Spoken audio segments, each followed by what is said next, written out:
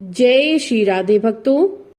सौभाग्य प्रदान करने वाला माना जाता है वट सावित्री का व्रत। इस व्रत में महिलाएं अपने पति के लंबी आयु के लिए विधिवत व्रत रखती हैं, श्रृंगार करती हैं और पूजन करती हैं और उसके साथ ही सुनती हैं सत्यवान और सावित्री की कथा। यही कथा हम आपके लिए यहाँ पर लेकर आए हैं। तो चलिए शुरू करते हैं वट सावित्री की कथा, जो है सत्यवान और सावित्री की कथा। मध्य देश के राजा थे जिनका नाम था अश्वपति। उनके कोई भी संतान नहीं थी, इसीलिए उन्होंने संतान की प्राप्ति के लिए सावित्री देवी की बड़ी उपासना की, जिसके फलस्वरूप उनकी एक अत्यंत सुंदर कन्या उत्पन्न हुई।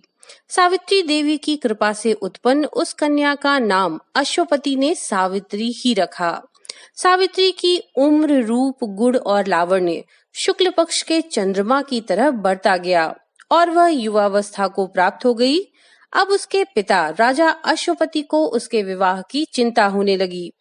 एक दिन उन्होंने सावित्री को बुलाकर कहा, पुत्री, तुम अत्यंत विदुषी हो, अतः अपने अनुरूप पति की खोज तुम स्वयं ही कर लो। पिता की आज्ञा पाकर सावित्री एक वृद्ध तथा अत्यंत बुद्धिमान मंत्री को साथ लेकर पति की खोज हेतु देश विदेश के पर्यटन के लिए निकल पड़ी। जब वह अपना पर्यटन कर वापस अपने घर लौटी तो उस समय सावित्री के पिता देवर्षि नारद के साथ भगवत चर्चा कर रहे थे। सावित्री ने दोनों को प्रणाम किया और कहा, हे पिता, आपकी आज्ञा अनुसार मैं पति का चुनाव करने के लिए अनेक देशों का पर्यटन कर वापस लौटी हूँ। शाल्व देश में द्युमत्सेन नाम से विख्यात एक बड़े ही धर्मात्मा राजा थे, परंतु बाद में दैववश वे अंधे हो गए। जब वे अंधे हुए उस समय उनके पुत्र की बाल्यावस्था थी। द्युमत्सेन के अंधत्व तथा उनके पुत्र के बाल्यपन का लाभ उठाकर उसके पड़ोसी राजा ने उनका राज्य छीन लिया। तब से वे अपनी पत्नी तथा पुत्र सत्यवान के साथ वन में चले आए और कठोर व्रतों का पालन करने लगे। उनके पुत्र सत्यवान अब युवा हो गए हैं और वे मेरे सर्वथा योग्य हैं, इसीलिए उन्हीं को मैंने पति रूप में चुना। सावित्री की बातें सुनकर देवर्षि नारद बोले, हे राजन, पति के रूप में सत्यवान का चुनाव करना सावित्री की सबसे बड़ी भूल है। नारद जी के वचनों को सुनकर अश्वपति चिंतित होकर बोले, हे देवर्षि, सत्यवान में ऐसा कौन सा अवगुण है जो आप ऐसा कह रहे हैं?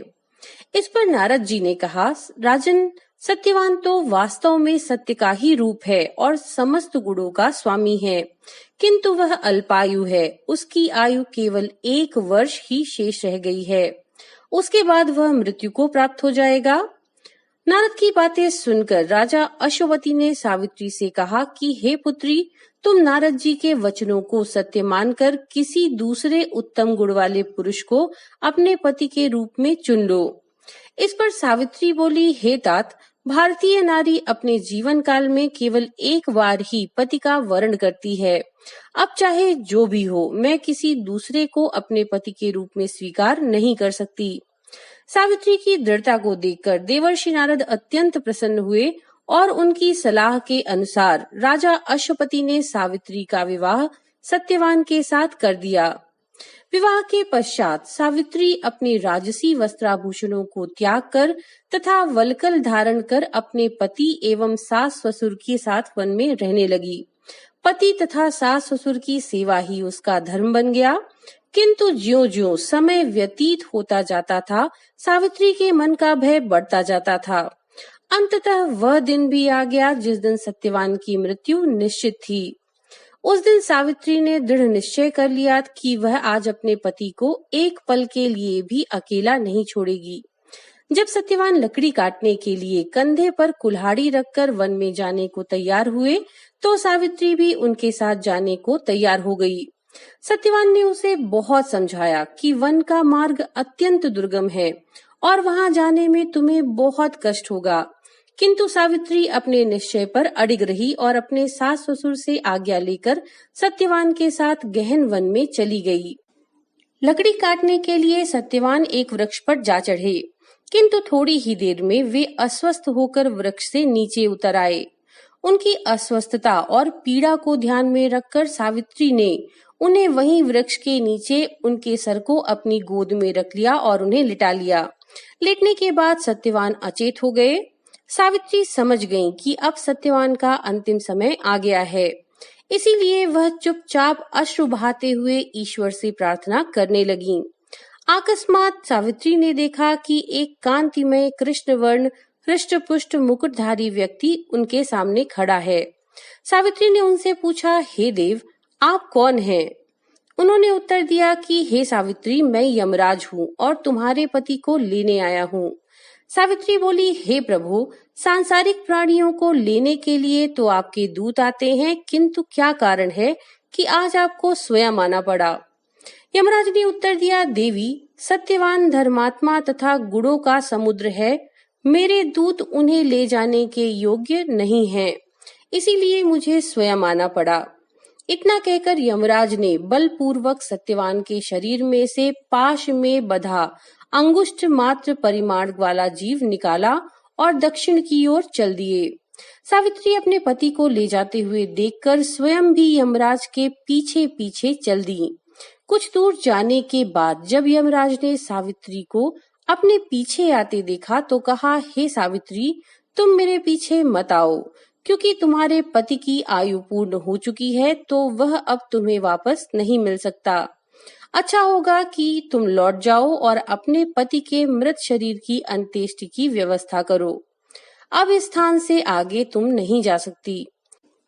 सावित्री बोली, हे प्रभु, भारतीय नारी होने के नाते पति का अनुगमन ही तो मेरा धर्म है और मैं इस स्थान से आगे तो क्या आपके पीछे आपके लोक तक जा सकती हूँ, क्योंकि मेरे पतिव्रत धर्म के बल से मेरी गति कहीं भी रुकने वाली नहीं है। यमराज बोले, सावित्री, मैं तुम्हारे पतिव्रत धर्म से अत्यंत प्रसन्न हूँ, इसीलिए तुम सत्यवान के जीवन को छोड़कर जो चाहे वरदान मुझसे मांग लो। इस पर सावित्री ने कहा कि प्रभु, मेरे श्वशुर नेत्रहीन हैं, आप कृपा करके उनके नेत्रों की ज्योति पुनः प्रदान कर दीजिए। यमराज ने बोला, ऐसा ही होगा, अब तुम वापस लौट जाओ। सावित्री ने कहा, भगवन, जहाँ मेरे प्राणनाथ होंगे वहीं मेरा निश्चल आश्रम होगा। इसके सिवा मेरी एक बात और सुनिए।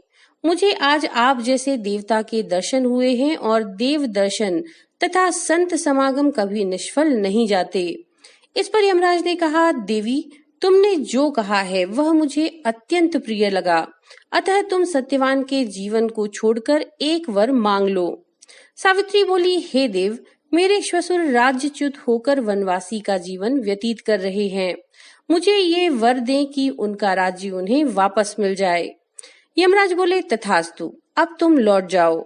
सावित्री ने फिर कहा, हे प्रभु, सनातन धर्म के अनुसार मनुष्यों का धर्म है कि वह सब पर दया करे। सत्पुरुष तो अपने पास आए हुए शत्रुओं पर भी दया करते हैं। यमराज बोले, हे कल्याणी, तू नीति में अत्यंत निपुण है और जैसे प्यासे मनुष्य को जल पीकर जो आनंद प्राप्त होता है, तू वैसा ही आनंद प्रदान करने वाले वचन कहती है। तेरी इस बात से प्रसन्न होकर मैं तुम्हें पुनः एक वर देना चाहता हूँ, किंतु तू सत्यवान का जीवन वर के रूप में नहीं मांग सकती। तब सावित्री ने कहा, मेरे पिता राजा अश्वपति के कोई पुत्र नहीं है, अतः प्रभु कृपा करके उन्हें पुत्र प्रदान कीजिए। यमराज बोले, मैंने तुम्हें यह वर भी दिया, अब तुम यहाँ से चली जाओ। सावित्री ने फिर कहा, हे यमदेव, मैं अपने पति को छोड़कर एक क्षण भी जीवित नहीं रह सकूंगी। आप तो संत हृदय हैं और सत्संग से सहृदयता में वृद्धि होती है, इसीलिए संतों से सब प्रेम करते हैं।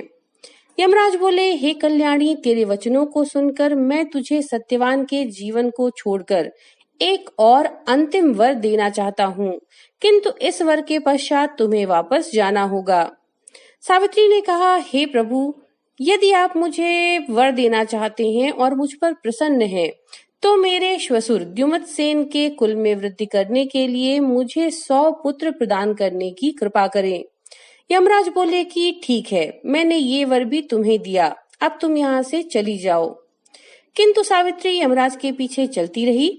उसे अपने पीछे आते देखकर यमराज ने कहा कि हे सावित्री, तुम मेरा कहना मानकर वापस चली जाओ और सत्यवान के मृत शरीर के अंतिम संस्कार की व्यवस्था करो।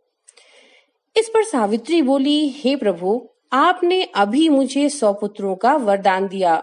यदि मेरे पति का अंतिम संस्कार हो गया तो मेरे पुत्र कैसे होंगे और मेरे श्वशुर के कुल में वृद्धि कैसे हो पाएगी। सावित्री के वचनों को सुनकर यमराज आश्चर्य में पड़ गए और अंत में उन्होंने कहा, सावित्री, तुम अत्यंत विदुषी और चतुर हो। तुमने अपने वचनों से मुझे चक्कर में डाल दिया। तुम पतिव्रता हो, इसीलिए जाओ, मैं सत्यवान को जीवन दान देता हूँ। इतना कहकर यमराज वहां से अंतर ध्यान हो गए और सावित्री वापस सत्यवान के शरीर के पास लौट आई। सावित्री के निकट आते ही सत्यवान की चेतना वापस लौट आई। तो मित्रों, ये थी सावित्री सत्यवान की कथा। नमो नारायण।